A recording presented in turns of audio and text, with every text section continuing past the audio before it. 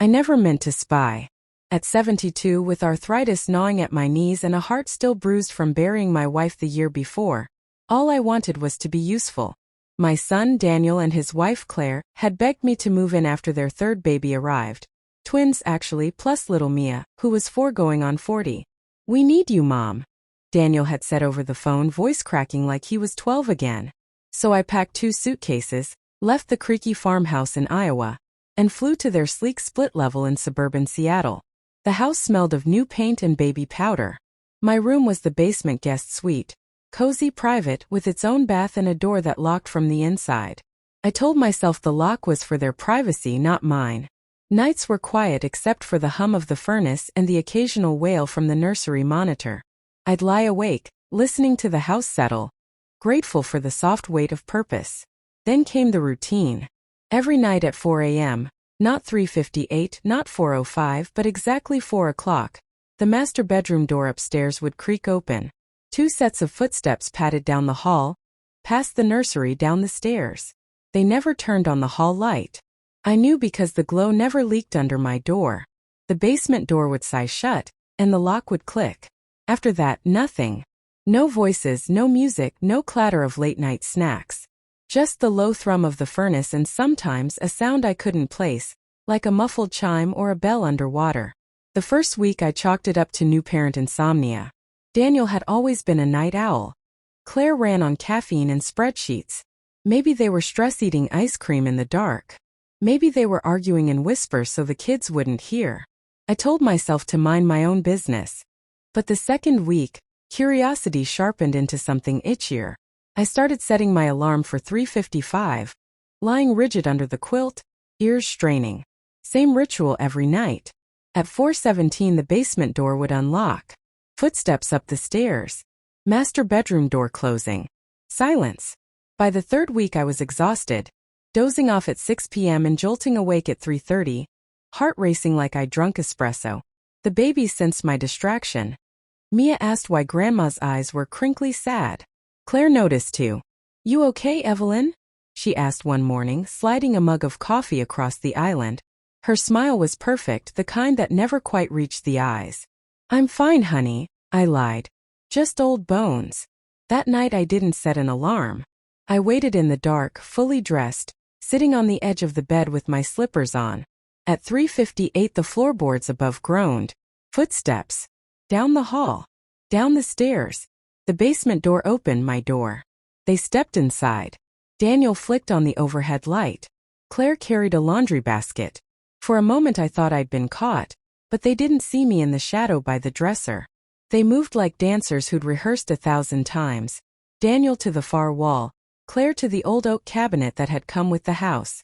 She set the basket down, opened the cabinet and pulled out a key. Not a modern key, brass heavy with a bow shaped like a clover. Daniel knelt, pressed his palm against a knot in the baseboard, and a panel slid aside with a whisper. Behind it, a keyhole. Claire inserted the key, turned it.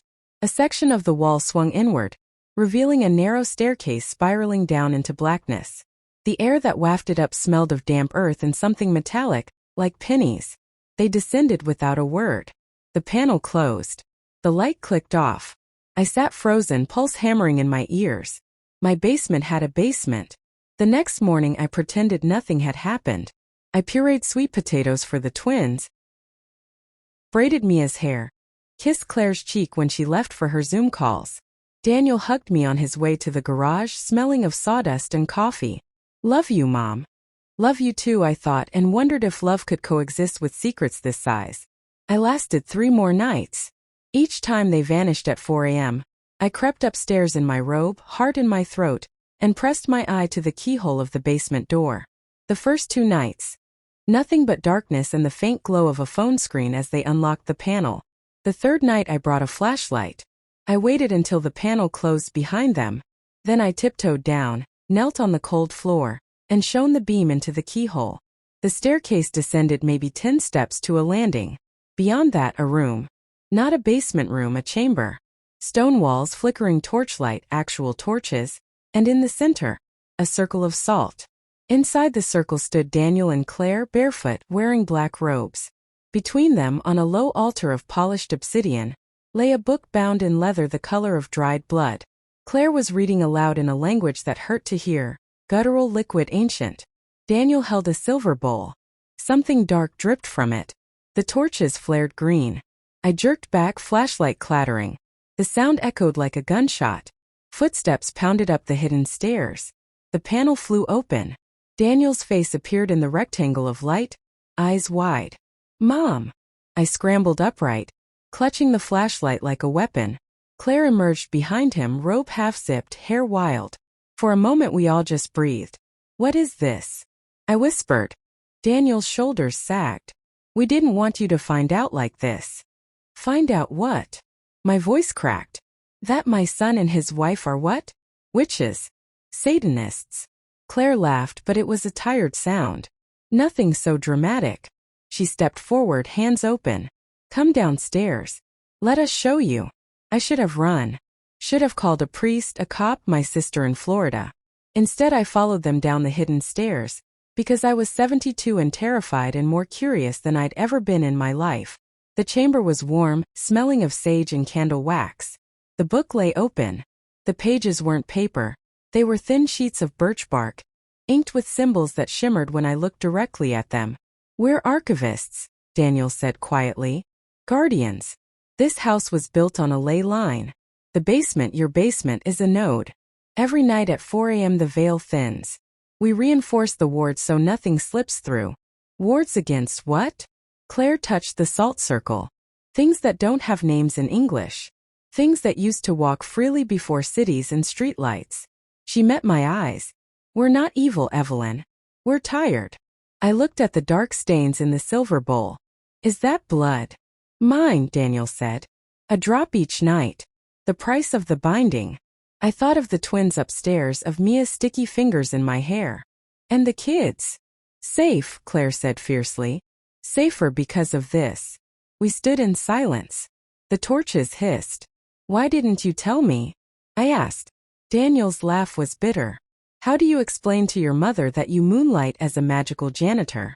I surprised myself by laughing too. The sound echoed off the stone. "That night they let me watch from the landing." Claire's voice rose and fell, weaving threads of light I could almost see. Daniel's blood hissed when it hit the salt. The symbols on the birch bark flared, then settled. At 4:17 the torches dimmed to normal orange. The veil apparently was patched for another day. Upstairs I tucked Mia in again. She kicked off her blankets. Claire kissed my cheek. "Thank you for not freaking out." "I'm still processing," I said. The next week I learned the chants. My Latin was rusty from Catholic school, but the old words felt like coming home. My knees complained on the stone steps, but Claire brought a cushion. Daniel showed me how to prick my finger without flinching. One dawn as we climbed back to the kitchen, Mia toddled in, rubbing her eyes. "Gamma, why you up early?" I scooped her up. "Just helping Mommy and Daddy with grown-up chores, sweetheart."